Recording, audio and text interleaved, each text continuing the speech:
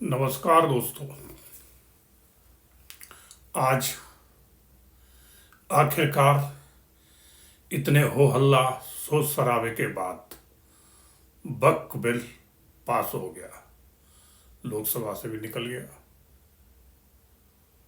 वक्फ bill आने से किसी का कोई नुकसान नहीं है, ना ही किसी मुसलमान का कोई नुकसान है, बल्कि इस बिल से उन मुसलमानों को तो फायदा ही फायदा है जिनको इसमें कुछ नहीं मिल रहा था।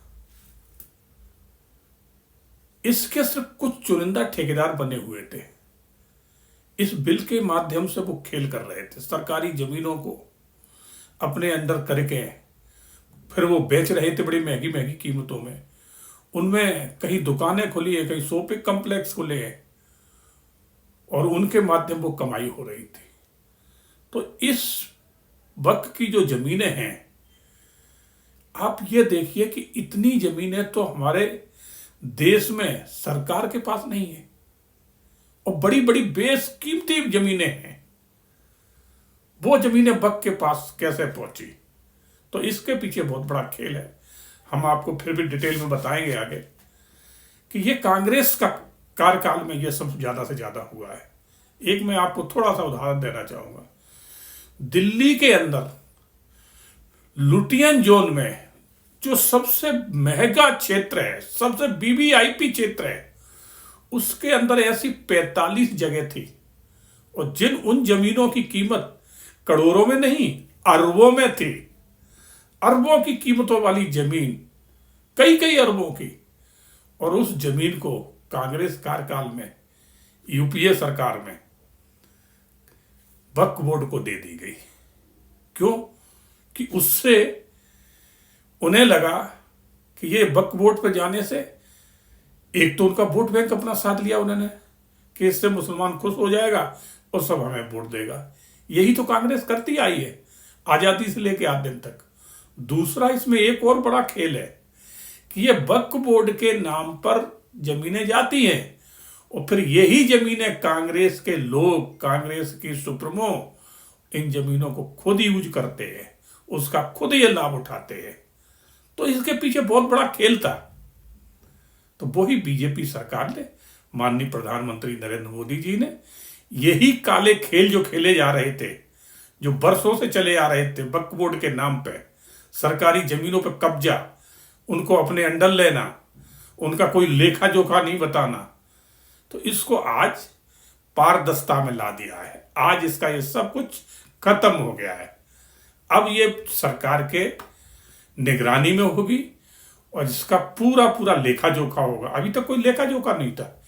किसी भी वक्फ बोर्ड से पूछ लो कि इसकी आमदनी क्या है, कितनी जमीन किस पे है, कहाँ है, कोई बताने को तैयार नहीं था। अब इसकी पूरी एक कमेटी बनेगी, सरकार के अंडर होगा, इसमें पूरी पारदर्शिता होगी और सब हिसाब लिया जाएगा। अब इसमें काफी लोग चिल्ला रहे थे कि ये जमीनें हमारी हैं, हमारे बाप दादा ने वक्फ की है, तो ये बोला मेरा अधिकार छीना जा रहा है। तो उनको भी कहा गया है कि अगर आपकी हैं तो उनको इस बात के लिए उन्हें 6 महीने का समय दिया गया है कि 6 महीने में आप दस्तावेज लेके आए और साबित करें कि ये जमीनें आपके बाप दादा की थी, आपके बाप दादाओं ने इसको वक्फ किया है। वक्फ का मतलब होता है, जैसे हिंदी में कहते हैं, दान करना।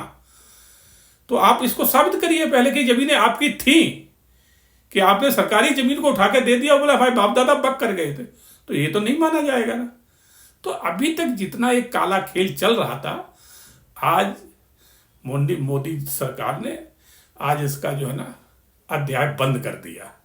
अब इस पे पारदर्शिता आएगी और इसमें फायदा होने वाला है सबसे ज्यादा उन गरीब मुसलमानों को जो आज भी बेचारे गरीब हैं, आज भी उनके बच्चे पढ़ाई लिखाई से दूर हैं, उन्हें कोई पढ़ाई लिखाई, क्योंकि वो गरीब हैं, उनकी तरफ कोई नहीं देखता। और एक तरफ ओवैसी जैसे हैं, ओवैसी जैसे लोगों ने वक्फ बोर्ड की जमीन से करोड़ों का फायदा महीने का ले रहे हैं।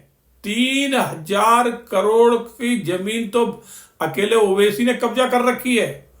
और ऐसे कितने ओवैसी हैं वक्फ बोर्ड में, जगह जगह जो लूट करके बैठे हैं। इसी तरह के कांग्रेस, आप क्या समझ रहे हैं खाली वक्फ बोर्ड की जमीन वक्फ बोर्ड वाले, इसमें कांग्रेस की बहुत बड़ी हिस्सेदारी है। अब यही तो सब खुल के आएगा। रही बात दूसरी पार्टियां, जैसे समाजवादी है और भी अन्य पार्टी हैं, बिहार में लालू की है, बंगाल में ममता की है, ये भी सब उन्हीं का समर्थन कर रही हैं, क्योंकि इनका सिर्फ एक ही खेल है कि किसी तरह से मुस्लिम वोट को अपने अंदर लेना, उन्हें खुश करके उनकी वोटिंग अपने पक्ष में कराना। मगर एक चीज हम इसमें और कहेंगे कि वक्फ की बहुत सारी जमीन उत्तर प्रदेश में समाजवादी के लोग भी उस पर कब्जा करके बैठे हैं। ऐसा नहीं है कि समाजवादी वक्फ की वोट पर कब्जा नहीं करें, तभी तो समाजवादी को बहुत बुरा लग रहा है। मुरादाबाद में काफी शहरों में हमने खुद जाके देखा है, वक्फ की जमीनों पे इनकी मार्केटें बनी है, दुकानें बनी हैं और महीने का करोड़ों रुपए उस पर रेंट आ रहा है। यह है समाजवादी का खेल। तो आज ये सब चीजें खत्म हो चुकी हैं। मैं अगले एपिसोड में फिर आपको वक्फ बोर्ड की आगे की बात बताएंगे। आज के लिए समय इतनी इजाजत दे रहा है। धन्यवाद।